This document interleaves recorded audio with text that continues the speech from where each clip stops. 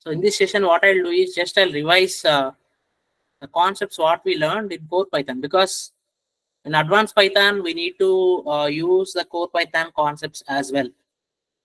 So the main reason why you need to learn advanced Python is, as already mentioned, when you are learning this core Python, it's not possible to do a real-time project with the knowledge of core Python. Of course, you can do, but it is not going to be accepted if you want to keep the project in your resume. For example, tomorrow you are going to appear for an interview for a company like, let's say, TCS, right? So if you are going to have a project in your resume with the knowledge of core Python, then definitely it's not going to be accepted. It's not a full-fledged project. So maybe whatever the knowledge you have, you did something, but when it is coming to the industry, definitely if you did some project in Python, so they don't differentiate like okay, what do you mean by core and what do you mean by advanced? In general, Python means in their view, you have the knowledge of complete Python. So in our perspective, we are divided. This is core and this is advanced. Core means it's having some limitations, some concepts are there. In advanced means it's some next level. So like that we did, right?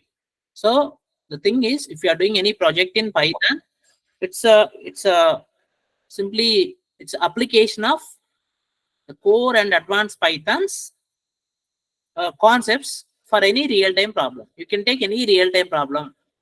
Okay, so that problem cannot be solved by using only core Python concepts, whatever the knowledge you have, right? So that is the reason why. So we need to have the knowledge of advanced Python also, because in core Python, you don't have the knowledge of database, how to use database. You don't know how to use the concept of these modules, and you don't know how to use oriented programming concepts. Okay, so these all are actually it's a part of project only. So if you want to implement any project, you need to know modules, you need to know packages, you need to know database, and you need to know object-oriented programming concepts. All these are required, and of course, the concepts what we learned in advanced Python are also is combination with your core Python and advanced Python. Both will be used to implement any real-time project. So that is the reason why it's also very important as like your core. In core, of course, the basic concepts we learned. The basic concepts are like we started with very basics actually.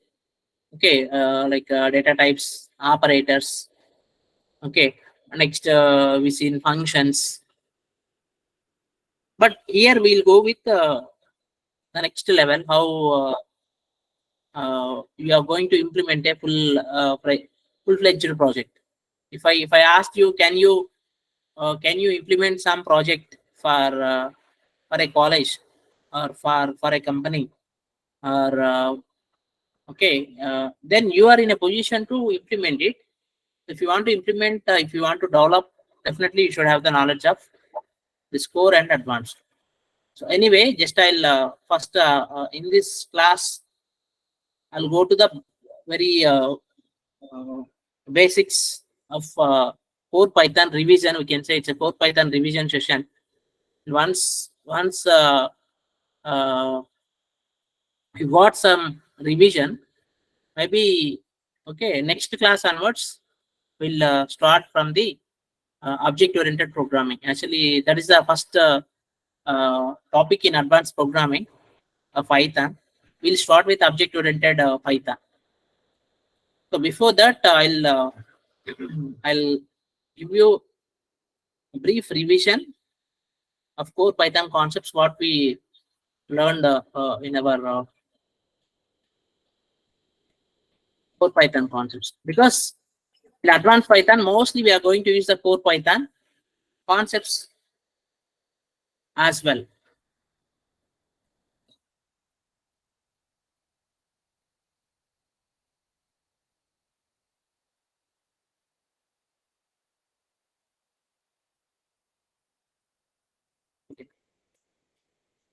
So here we'll go with core Python concepts.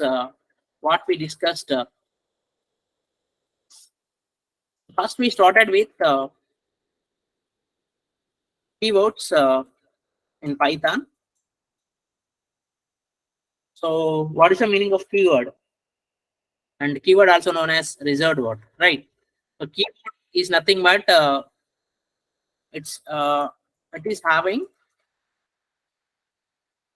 specific meaning in a programming language. Just I'll give you a brief overview of core Python concepts. I'm not going in depth because already we completed all these things, but just to brush up all the things, just I'm giving some overview, right? So it is having some specific meaning in a programming language. So this is a simple definition of a keyword. So in Python, we have 30 keywords.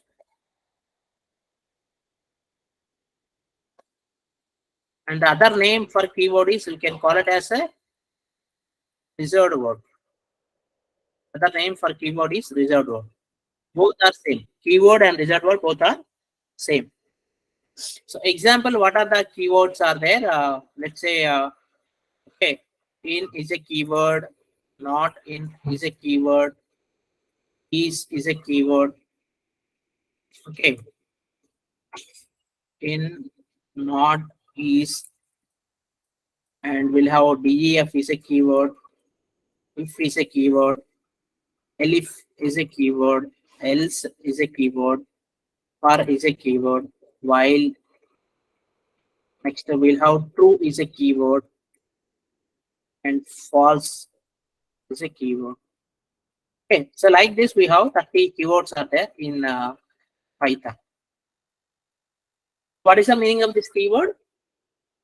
Keyword is nothing but it is having special meaning in that particular language. For example, we have some alphabets in English. 26 alphabets are there. If I am going to write A, and if I am going to write E, if I am going to write I, if I am going to write O, U, so they are having some special meaning, right? So they are known as okay, vowels. There, and the remaining we can call it as consonants. So if I am going to write some A, then I can know the word will starts with okay. Uh, A means how can we spell it? E means how can we spell it? W means how can we spell it? So that is how we are going to get W means the spelling will be like this. Because W, when you are going to write W, then you are going to get some specific meaning for that W. When you are going to use the letter M, then you are going to get specific meaning for M. So in the similar way, Python is having some keywords. So let me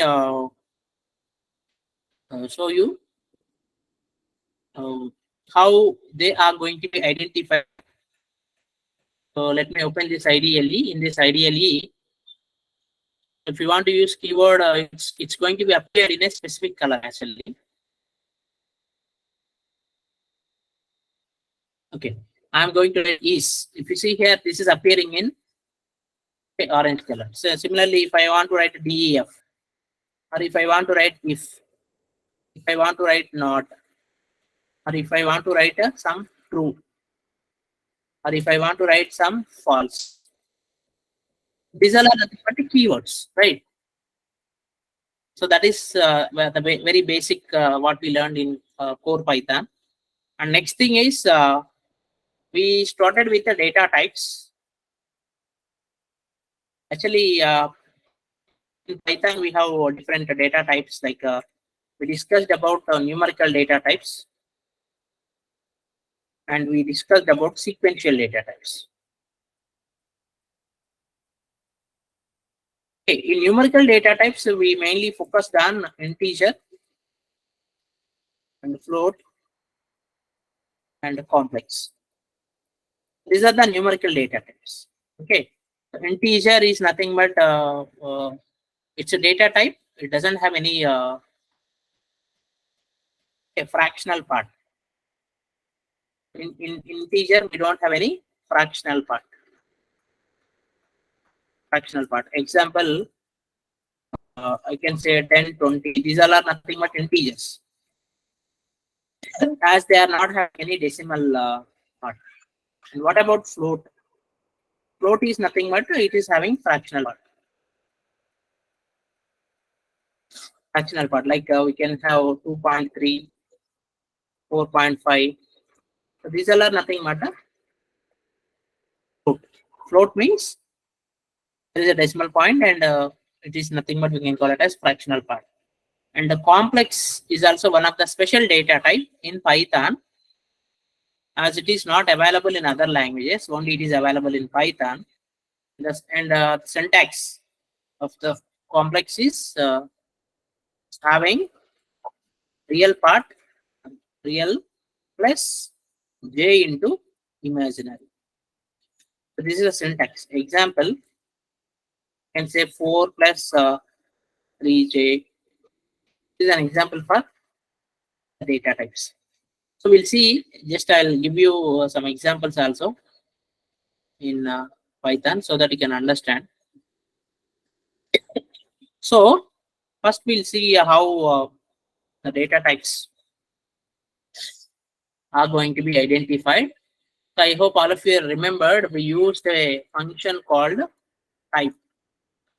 To identify data types in Python, we need to have a function called a type. So for example, a equals to 10. What is the type of a? Integer. And b equals to some 2.3. What is the type of b? A float. And c equals to some 6 plus 7j. What is the type of c? It's a complex. Actually, these comes under numerical data types: integer, float, and complex. These three will comes under numerical. If you see here a, there is no fractional part here. Okay, there is no decimal point. You can see no decimal point is there here, right? And if you see b, there is a decimal point, 2.3, right? So there is a decimal point, or it's a fractional number. And if you see here, here we can see two numbers. One is real number and next one is imaginary number, right?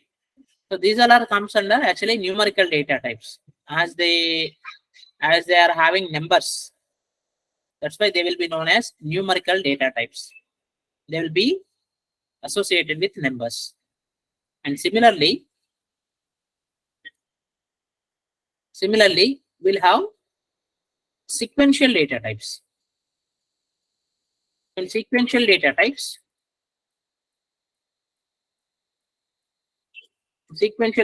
we have lists, and we have tuples, and we have strings, and we have sets, and dictionary. These all are nothing but sequential data types. Sequential means the main difference between this sequential and this numerical data types. Sequential means it's a collection actually. Okay, so lists are nothing but they can be declared using square brackets. Let me give some examples here. Sequential.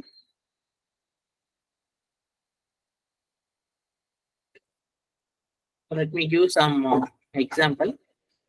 L is equals to, so this is nothing but example for list 10, 20, 30. Now if I want to write display its type, now we can see it's a list, right? So similarly, if I want to use a tuple, then I can use normal parenthesis. 100, 200, 300. So type of the tuple, right? So tuple is declared using parenthesis, normal parenthesis, and whereas list is declared using square brackets. This is a square brackets, right? And sets Sets are declared using curly braces. It's a 10, 20, 30. So type of, yes. So this is set, right? So here, if you see here, this is a list. It's declared using square brackets. Tuple, it is declared using parenthesis, and sets, it is declared using curly brace. Next, we'll have dictionary. So dictionary is nothing but it is also can be declared using curly braces only, but it should have the syntax of key followed by value. So let's say I have some keys and values.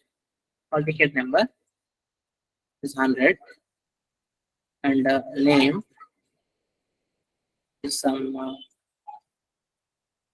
ABC. Okay, so now if you see here, type of D. So it is a dictionary. Actually, the representation of dictionary and sets can be represented using curly braces only, but the syntax is different.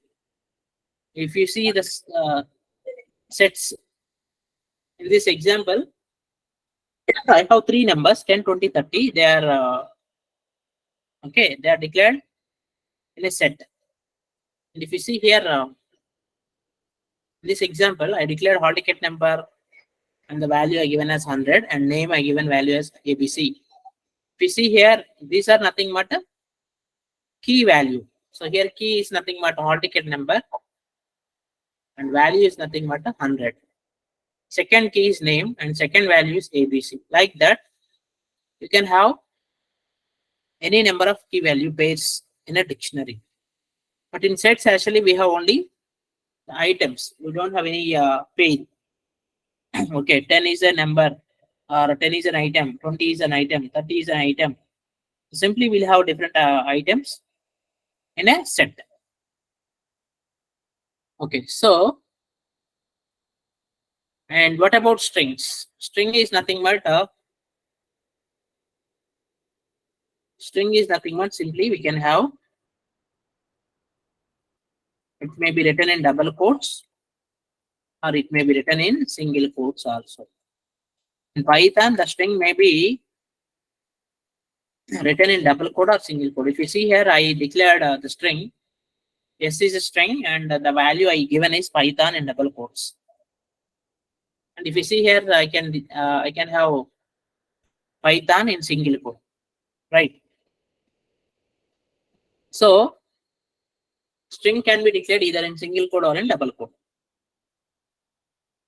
Okay, so these are the collective data types. Collective data types or sequential data types. It's a collection. So list is a collection of elements, and tuple also collection. And what is the main difference between list and tuple? So in list, actually, we have can perform all the operations. List is nothing but a collection of elements.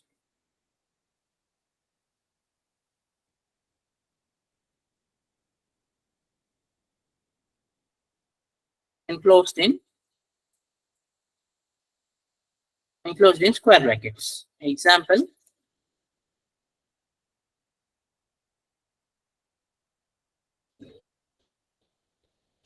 L equals to 10, 20, 30, like that. Tuple also nothing but a collection of elements only.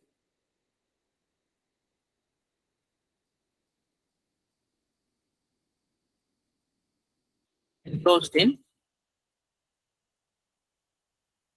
normal parenthesis. Okay. Example, equals to something like 10 comma. So this is an example for tuple.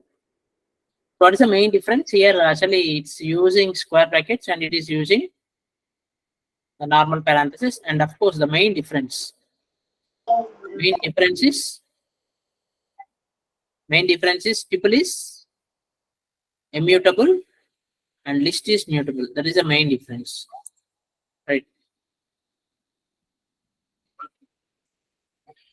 List is mutable and tuple is immutable. What is the meaning of immutability and mutability? Mutable means I can update, I can modify, I can add, I can insert, I can delete, I can manage, manipulate, I can do any type of modification. That is known as mutability. Mutability means we can modify, we can update, we can delete, we can insert, we can add something, we can update something. That is mutability. Immutability means we can't add, we can't update, we can't delete, just we can read. We can have only read permission. A simple example. Most of you are know about PDF files, right? So whenever you are going to open any PDF file, in general, you can find read only. Means you are unable to update that. Just you can read the information. Right? That is known as read only. Means immutable. Simply and some example like you want to check your result.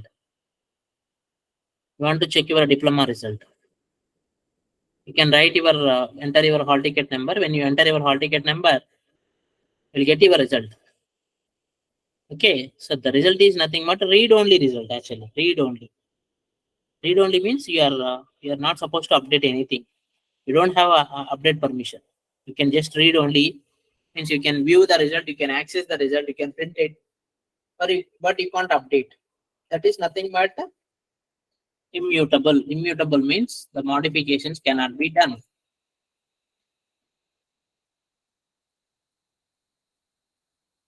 Can't modify, add, delete. Okay, but mutable means we can update, we can delete and add. So this is nothing but the main difference, and it is of course one of the most important interview question also. If we go for any companies, okay, if we go for any company campus placement, they'll ask you what's the difference between list and a tuple.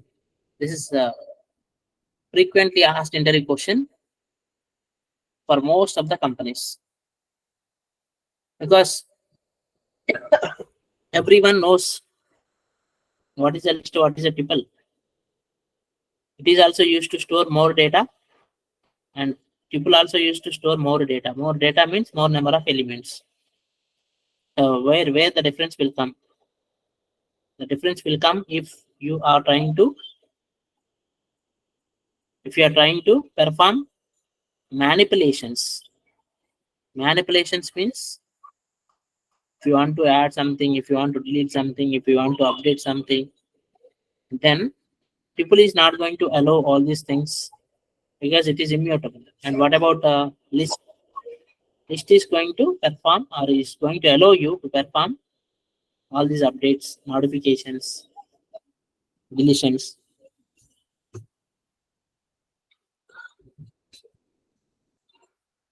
Okay, so these are all the data types what we see in core Python. So let me revise the things what we discussed in core Python, especially the data types. These data types are very important in any programming language. And here we have numerical data types and sequential data types. It's seen in core Python. Numerical data types are integer, float, and complex. And other data types, sequential also we can call it as collective data types. The other name for sequential data types are collective data types, where we can use more than one value. List is a sequential or collective data type. It is a sequential or a collective data type. And sets, dictionary, all these are comes under collective data types. And the difference between list and a tuple is list can be modified or manipulated, but the tuple cannot be manipulated.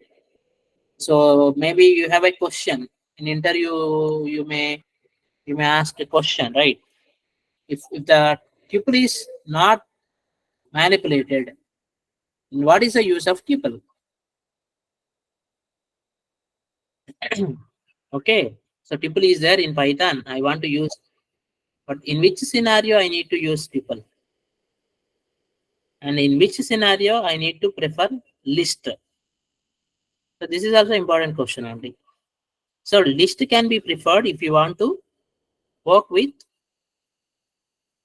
some data or dynamic data. We can say dynamic data. Dynamic data means the data can be modified. And if you want to work with static data, then you can prefer tuple. Static data means in general we can say constant data. If I'm going to work with some static data, I can prefer tuple. If I want to work with some dynamic data, then I can prefer list. Okay, because dynamic data means the data can be modified at any time. But static data means the data cannot be modified. Next we see conditional statements.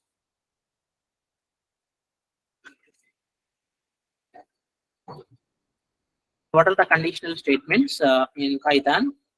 It's in if statement, it's in if else,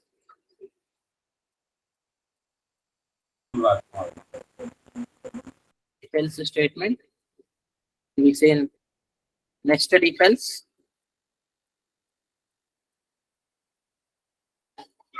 and we see in elif. And along with this, we see in break statement, we see in continue statement,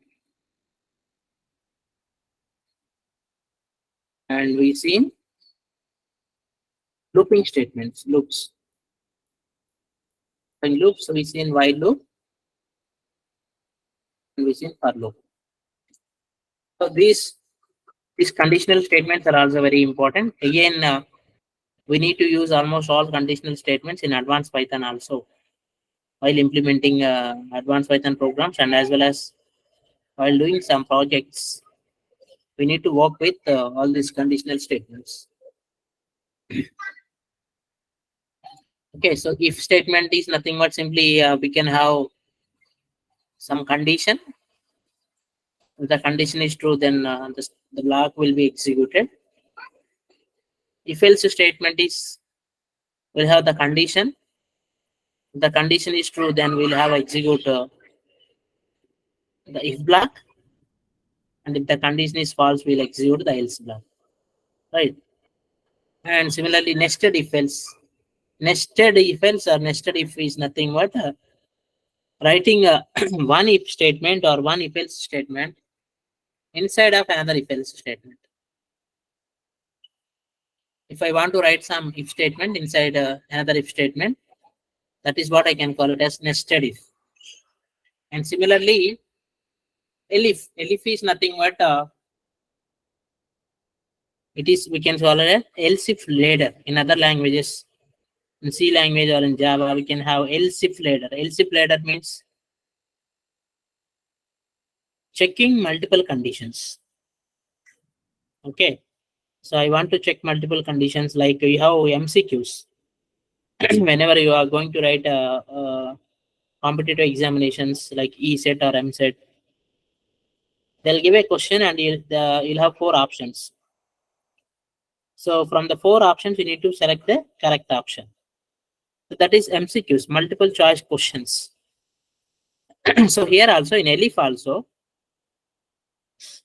it is very similar to MCQ only, where we need to have multiple conditions, and which condition becomes true, that block will be executed. Next we have break. Break is used to stop the flow of a program. If I want to stop the program after some statement, or after some function, or after some line, then I can use break. Break means the program will be terminated. By using break, the program will be successfully terminated. So, in general, this break will be used in most of the looping statements. I can use this break with for loop. I can use this break with while loop. In C language, maybe all of you remembered. In switch case, we have a break. In switch case statement, you have a break. So like that, here also we need to have break if I want to stop the flow.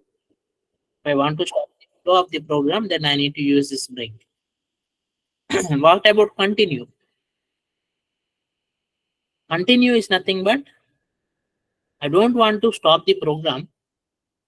I don't want to stop the entire program, but I need to skip some part. I need to skip some iterations. I need to skip some steps. Okay, for example, I have some 10 lines of code is there. In the 10 lines of code, I don't want to execute 2 lines. Okay, maybe I'll skip the 2 lines and remaining 8 lines will be executed. So continue is nothing but simply skipping some part of the program or some part of the code and executing the remaining part of the program or executing the remaining iterations. Few iterations I need to skip it, and the remaining iterations I need to execute it. That is what continue. Next, loops we seen. Loop means I think all of you remembered. Loop is nothing but a repeating set of statements until the condition becomes okay.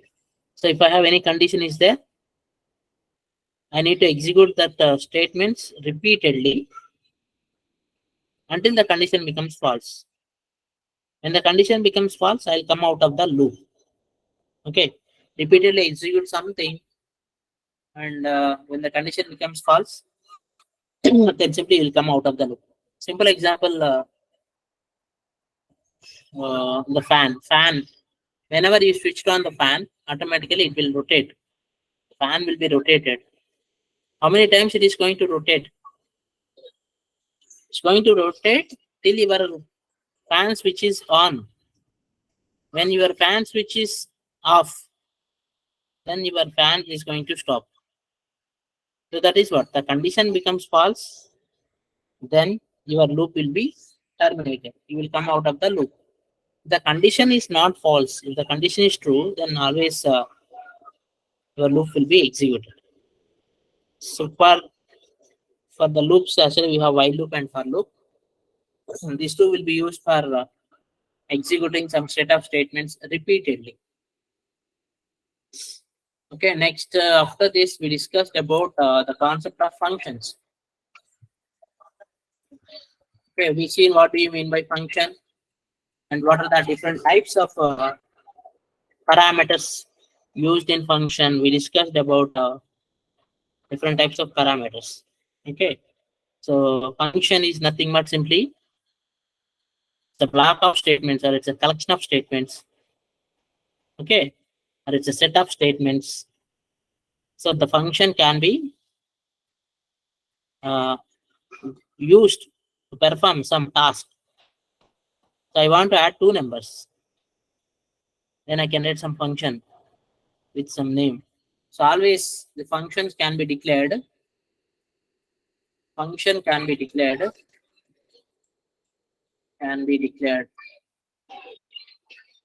Declared using def keyword. In Python, a function can be okay. If you want to create any function, you can use def keyword. Def will denotes that is the definition of the function. And again, we seen different types of arguments for functions. What are the required arguments? And what are the default arguments? What are the different types of parameters we seen? Okay, so and of course we seen the extension to the functions. What do you mean by recursion? Recursion is nothing but a function calling itself. If I have function f, I'm going to call the same function f multiple times in a same function. That is what recursion. Recursion means I have a function and the function will be called in another function. So that is what recursion. Function calling itself. Okay, so these are the some basics you need to have brush up to understand the advanced Python very well. So that's why I focused on only core Python revision only in today's class. I didn't started the actual advanced Python programming. That actual advanced Python will start with object-oriented programming concepts. So that I will start from tomorrow. Okay, of course you need to have all the core Python concepts. You need to be once you go through it, once you revise, once you just have a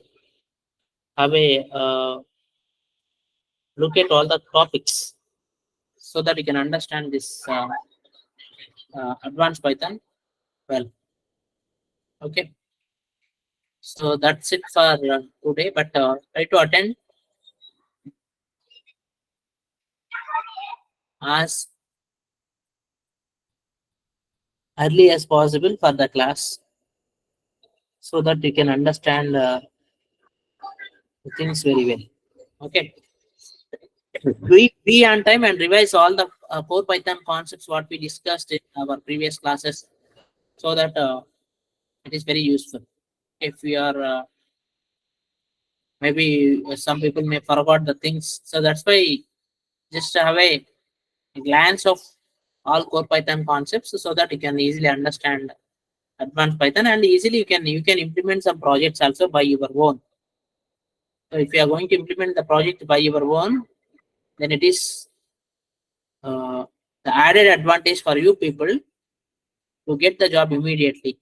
Because if you do more number of projects, you will get more number of opportunities and you will get more uh, package also.